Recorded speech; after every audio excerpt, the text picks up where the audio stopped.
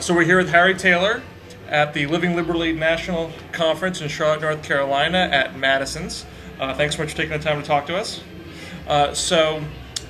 This is your very first run for office. It is. What prompted you to make this run? I got fed up to the point that I couldn't stand being silent anymore, and couldn't stand the thought of not trying to make change in the world, change circumstance. And I see a place that we desperately need change is in Washington, in the legislature and the Congress, and certainly the presidency. And I wasn't about to run for president, but I do believe that I have a reasonable chance to beat the incumbent congressperson in District 9 in North Carolina. Now, you caught people's attention when you dared to stand up at an event with President Bush and criticize him publicly. Did you get a lot of encouragement to run for office after that? Were you getting a lot of criticisms and hate mail after that? What happened to you after that moment? Bill, it was really amazing. A tremendous response from people on the telephone, by mail, by email, in person, everywhere. And the comments that I got were probably running 99.9% literally for me, as opposed to those critical ones. There was some really nasty phone calls that I got. Some really nasty ones, and some people said, no, you need to call the police and make sure they know that those calls came in. And there's some really ridiculous and nasty letters, but by and large, almost everything was positive.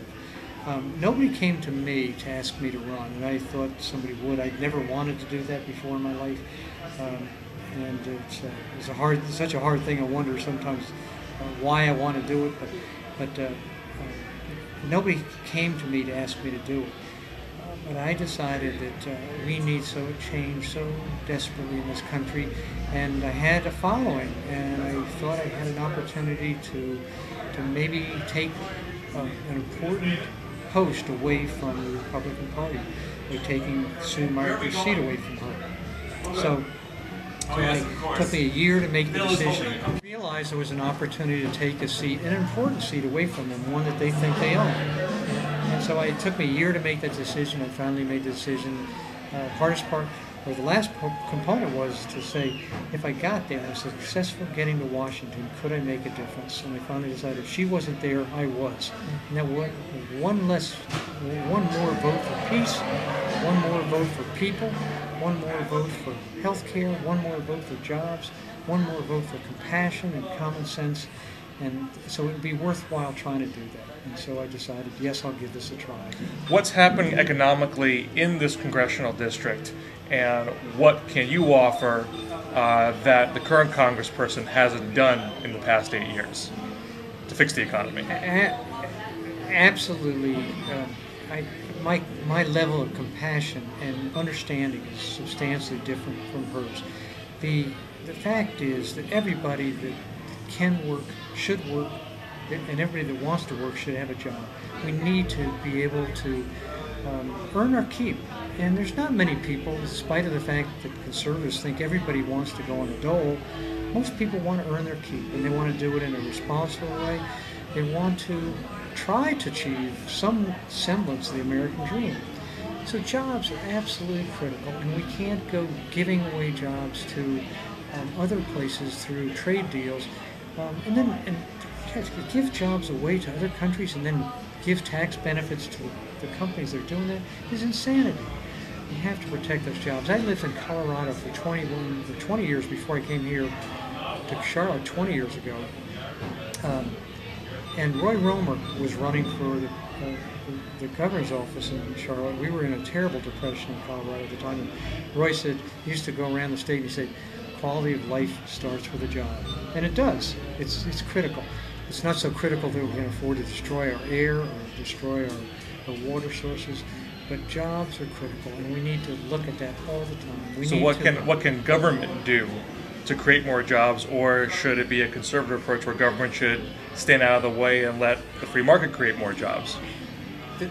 I think that the most marvelous thing that we are able to do in these times is create public-private partnerships that look at opportunities to do things together.